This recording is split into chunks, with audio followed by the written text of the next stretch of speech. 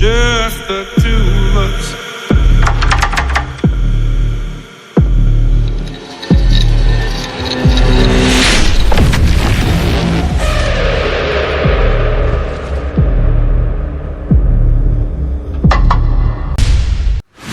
कोई है यहाँ पे?